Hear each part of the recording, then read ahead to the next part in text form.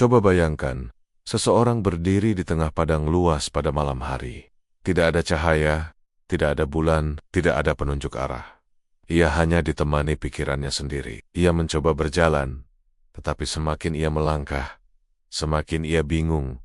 Apakah ia sedang mendekati tujuan atau menjauh? Ia berhenti, duduk, merenung, lalu berdiri lagi. Namun setiap langkah terasa seperti tebakan, dan setiap keputusan terasa seperti perjudian. Itulah gambaran manusia yang mencoba memahami alam semesta hanya dengan akalnya, tanpa wahyu. Akal itu penting. Akal itu mulia. Akal itu karunia terbesar setelah hidayah iman. Tetapi akal tidak didesain untuk menjadi sumber kebenaran mutlak. Akal adalah alat, bukan Tuhan. Ia seperti lampu senter kecil, menerangi sebagian jalan, tetapi tidak mampu menerangi seluruh bumi. Sementara wahyu adalah cahaya matahari, menyingkapkan seluruh kebenaran sekaligus. Allah menegaskan bahwa wahyu Nabi tidak berasal dari hawa nafsu, tetapi dari petunjuk Allah. Ini adalah perbedaan besar antara manusia yang berjalan dengan senter kecil dan manusia yang berjalan dengan cahaya matahari. Namun manusia memang memiliki kecenderungan mencari jawaban besar. Siapa kita? Dari mana kita datang? Apa tujuan hidup? Mengapa kita mati? Apa yang terjadi setelah kematian? Apa itu kebenaran? Apa itu baik dan buruk? Pertanyaan-pertanyaan itu muncul di seluruh bangsa, seluruh zaman, seluruh budaya. Semua manusia mempertanyakannya, dan ketika manusia tidak memiliki wahyu untuk menjawabnya, maka ia akan menebak-nebak, ia akan berspekulasi, ia akan mengarang teori, dan sejarah mencatat bahwa teori-teori itu sering saling bertabrakan. Disinilah sejak ribuan tahun lalu, lahir apa yang kita sebut filsafat. Filsafat memang terdengar tinggi, kata-katanya mengesankan. Istilah-istilahnya megah, tapi jika kita lihat dari dekat, banyak pemikiran filsafat berdiri di atas dasar yang rapuh. Banyak tokoh besar filsafat saling menghancurkan pendapat satu sama lain. Banyak gagasan yang tampak cerdas ternyata kontradiktif ketika dibawa ke dunia nyata. Bahkan banyak filsuf yang tidak sanggup menjalani hidup sesuai ajaran mereka sendiri. Dan di tengah kerumitan itu, wahyu datang dengan kalimat yang sederhana, jelas, dan selalu benar. Izinkan saya mengajak Anda menyusuri perjalanan panjang dan rumit dari filsafat ini, secara perlahan dan mengalir, sehingga siapapun bisa memahami. Filsafat dimulai pada masa Yunani kuno, ketika manusia mulai memikirkan realitas, moral, dan Tuhan, tanpa wahyu. Tokoh paling terkenal adalah Socrates. Ia tidak meninggalkan buku, tidak meninggalkan sistem pemikiran tunggal. Yang ia tinggalkan hanyalah dialog, banyak bertanya, memancing orang berpikir. Namun sebuah masalah besar muncul, Socrates tidak memberikan jawaban pasti. Ia hanya menyodorkan keraguan dalam bentuk tanya. Dan ketika sebuah peradaban hanya punya pertanyaan namun tidak punya jawaban, maka masyarakatnya akan melahirkan kerumitan yang sulit diurai. Socrates kemudian melahirkan murid bernama Plato.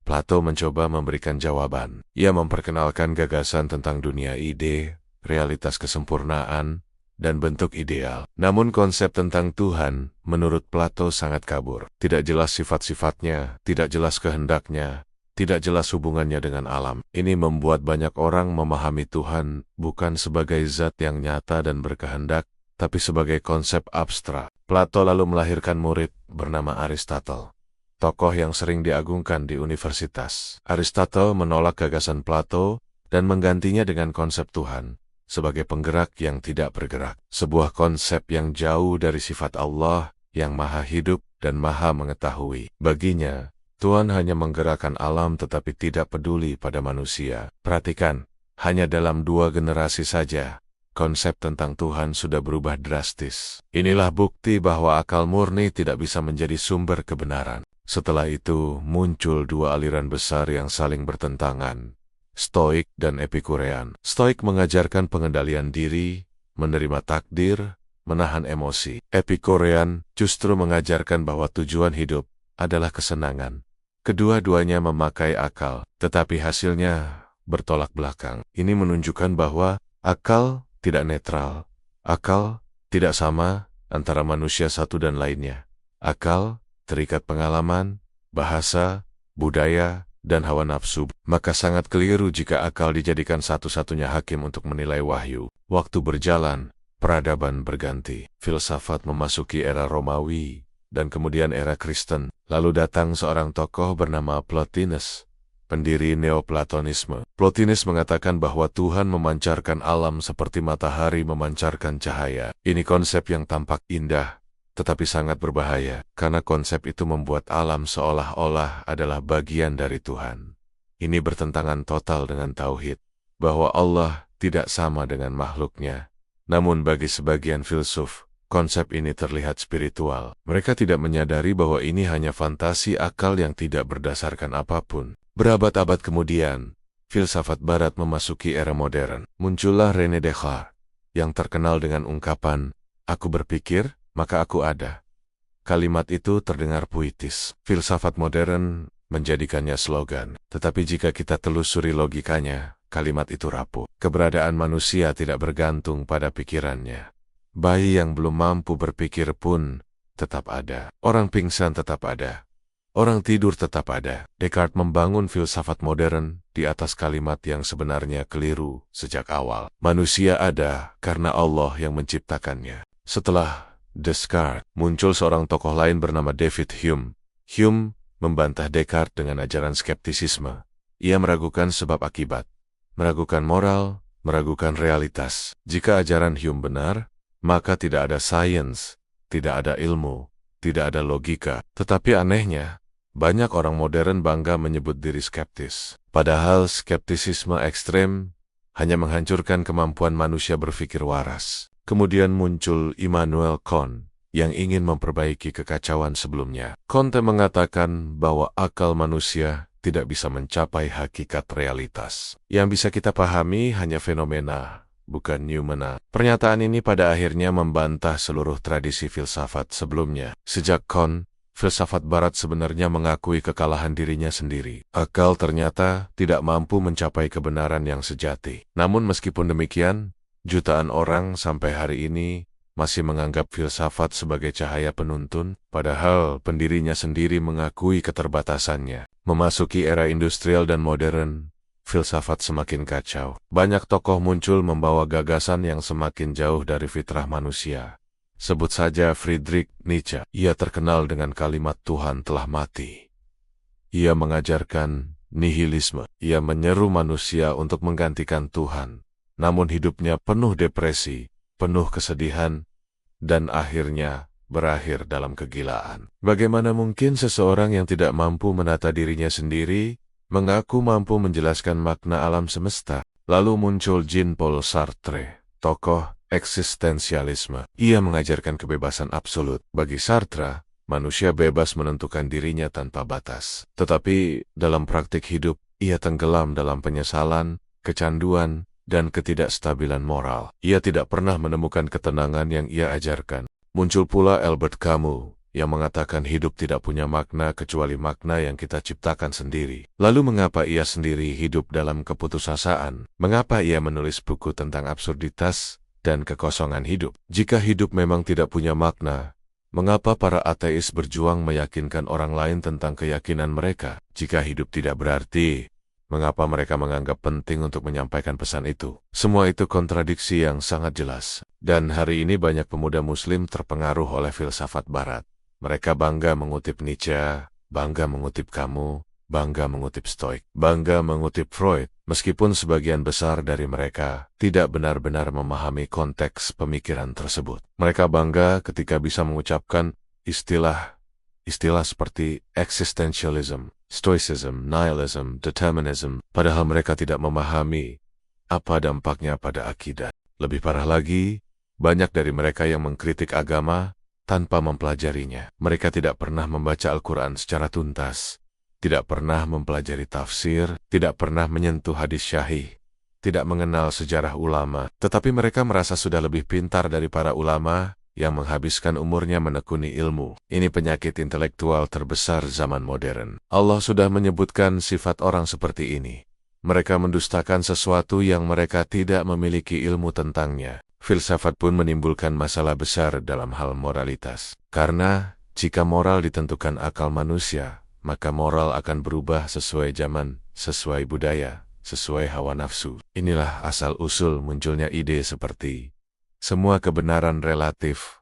Semua moral itu konstruksi sosial. Agama tidak boleh mencampuri moral. Manusia bebas menentukan standar baik dan buruk, hingga munculnya ide-ide ekstrem seperti relativisme seksual, relativisme pernikahan, relativisme gender. Padahal Allah sudah menegaskan bahwa yang baik dan buruk itu berasal dari wahyu, bukan dari perasaan manusia. Jika manusia menjadi penentu moral, maka tidak ada batas. Hari ini orang menerima sesuatu, besok bisa saja menolak, besok lagi menerima lagi.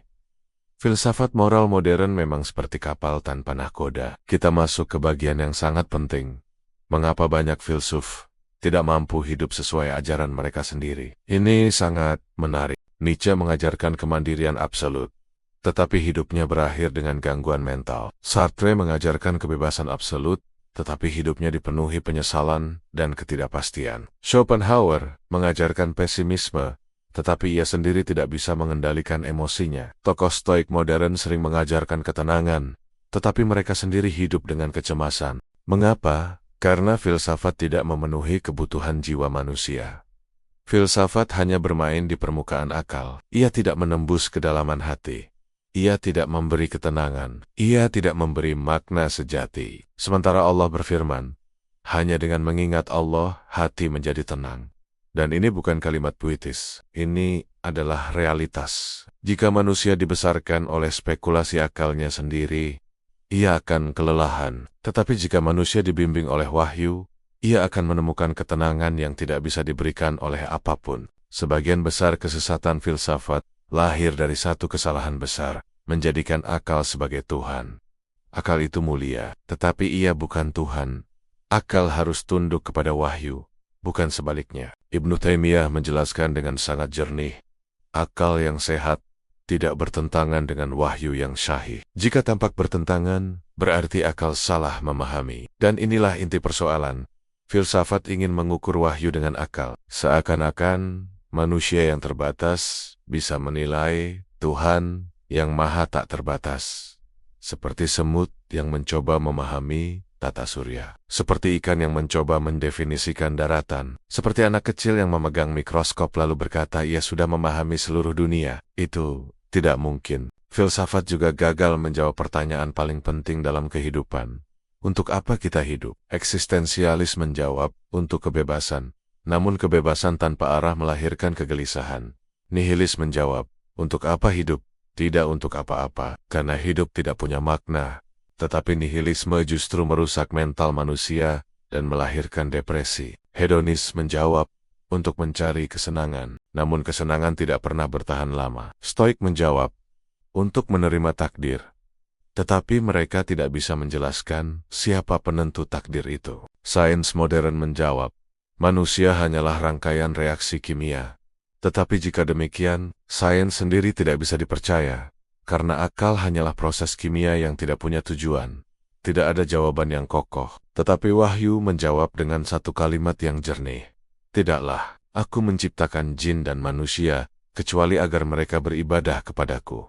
Inilah jawaban paling ringkas, paling jernih, paling benar. Dan pada hari ini, filsafat telah masuk ke dunia konten digital. Masuk ke podcast, film, musik, media sosial, masuk ke pemikiran para konten kreator, masuk ke anak-anak muda yang merasa dirinya berpikir bebas. Banyak pemuda muslim mengutip stoikisme, padahal stoikisme tidak punya konsep ibadah. Banyak pemuda mengutip eksistensialisme, padahal eksistensialisme berakar dari ateisme. Banyak pemuda mengutip nihilisme, padahal nihilisme adalah gerbang kehampaan dan depresi. Mereka pikir mereka sedang open-minded.